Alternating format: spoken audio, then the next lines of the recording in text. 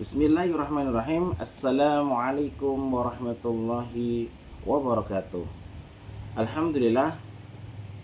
Alhamdulillahilladzi hamdan katsiran tayyiban mubarakan fih kama yuhibbu rabbuna wa yarda.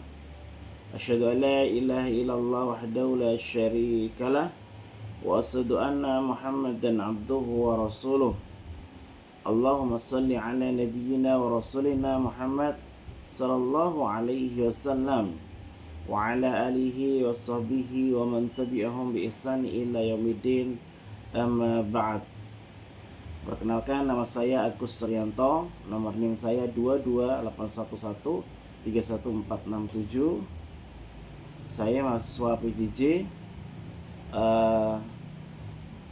dari Syekh Nurjati. Saya masih kelas 30. Di mata kuliah fikih, saya ingin menyampaikan terkait dengan fikih lingkungan yang merupakan bagian dari ajaran Islam yang mengatur hubungan manusia dengan alam secara seimbang dan penuh tanggung jawab.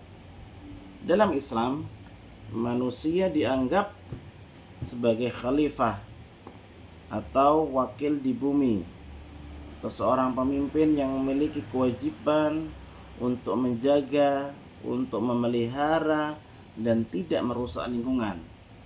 Dalam konteks keberlanjutan lingkungan, fikih memberikan dasar yang kuat untuk mendukung pelestarian dan penggunaan sumber daya alam secara bijaksana, serta menghindari kerusakan yang berlebihan. Ajaran ini didukung oleh prinsip maslahah kepentingan umum dan mafsadah kerusakan yang menjadi landasan penting dalam menjaga keseimbangan ekosistem. Maka berikut ini adalah pandangan fikih mengenai keberlanjutan lingkungan, khususnya dalam penggunaan energi terbarukan dan eksploitasi sumber daya alam yang berlebihan, beserta dalil dari Al-Quran atau Al-Hadis. Yang pertama adalah prinsip maslahah dalam penggunaan energi terbarukan. Dalam Islam, setiap tindakan yang membawa kebaikan bagi banyak orang atau memberikan manfaat bagi kehidupan di muka bumi dianggap sebagai maslahah. Penggunaan energi terbarukan seperti energi surya, angin, dan air sejalan dengan prinsip ini karena sifatnya yang ramah lingkungan dan berkelanjutan. Energi terbarukan tidak hanya mengurangi ketergantungan pada bahan bakar fosil yang merusak lingkungan, tetapi juga mengurangi polusi dan dampak perubahan iklim. Maka diantaranya dalil Al-Quran penting menjaga lingkungan sebagai amanah. Maka dalam Quran surah Al-Baqarah ayat 30, A'udzu billahi minasyaitonir rajim. Bismillahirrahmanirrahim.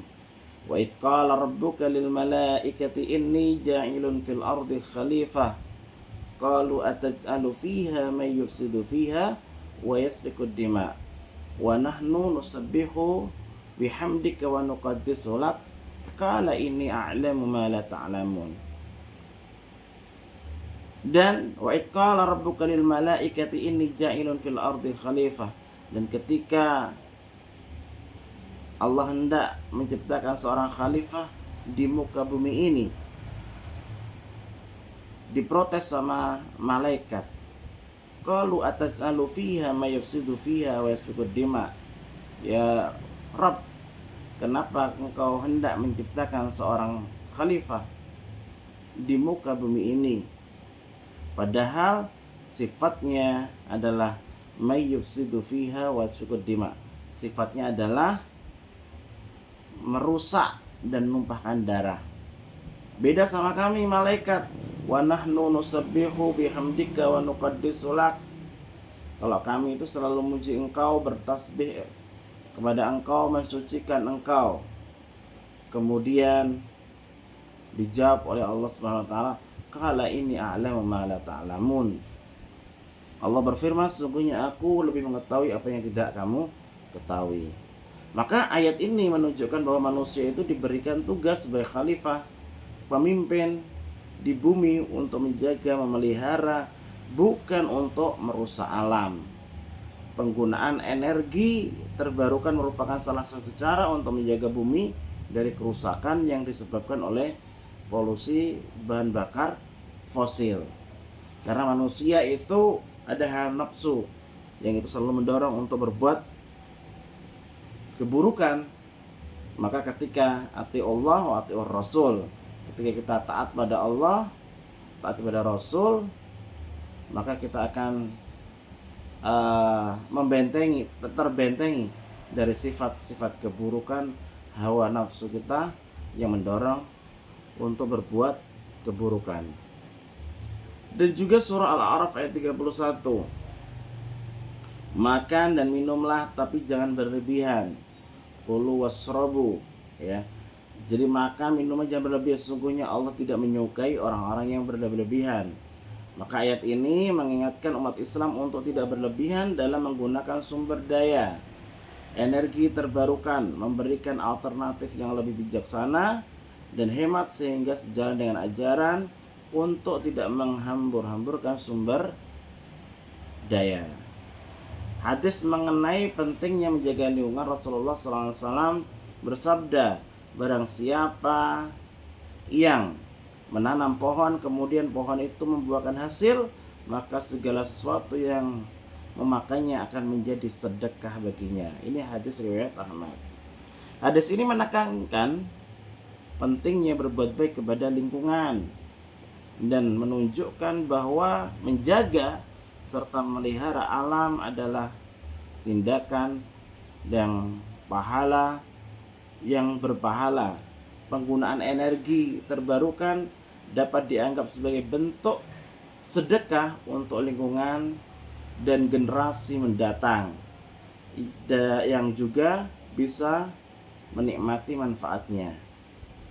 Yang kedua adalah mafsadah dalam eksploitasi sumber daya alam yang berlebihan. Eksploitasi sumber daya alam yang berlebihan menimbulkan apa?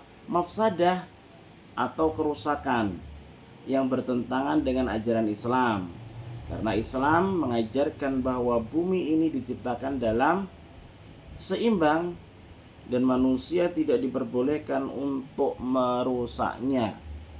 Maka eksploitasi berlebihan seperti penebangan hutan di mana-mana secara besar-besaran tanpa ada kontrol, tanpa ada pengawasan yang ketat, dan penggunaan bahan tambang tanpa batas mengakibatkan kerusakan lingkungan yang dapat berdampak buruk bagi kehidupan manusia dan makhluk hidup yang lainnya.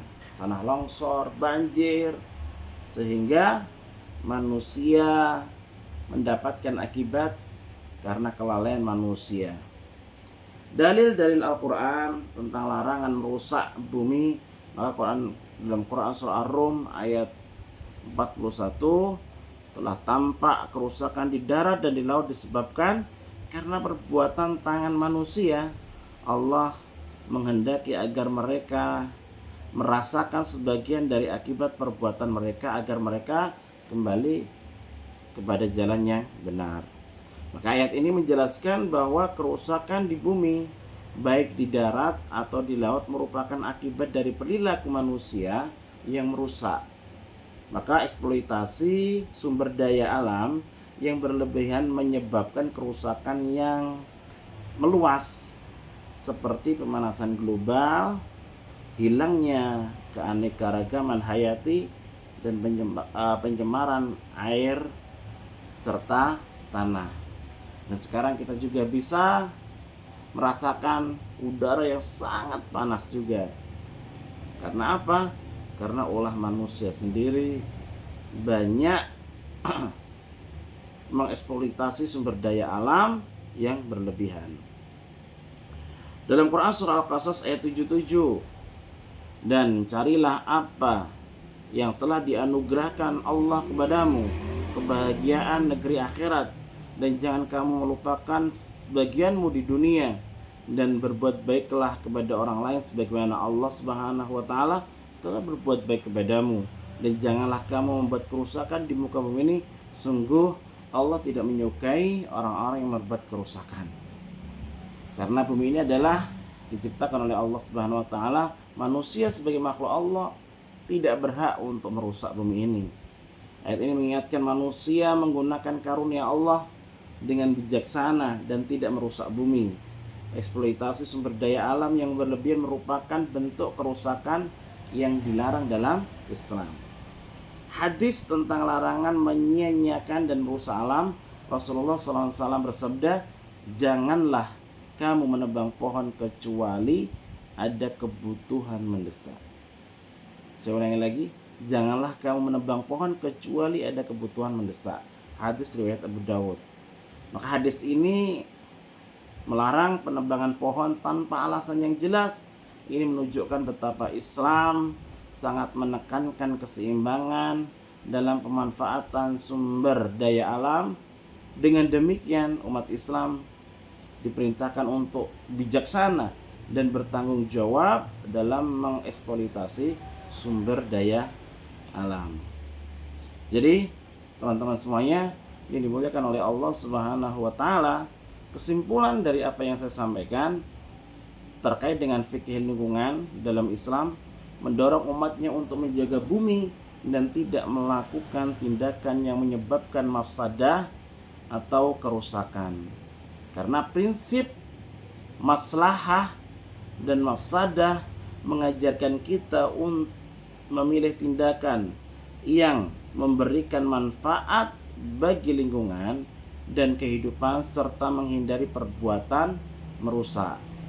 Penggunaan energi terbarukan adalah bagian dari prinsip maslahah yang mendukung keberlanjutan, sedangkan eksploitasi sumber daya alam yang berlebihan mengakibatkan mafsadah yang bertentangan dengan ajaran Islam.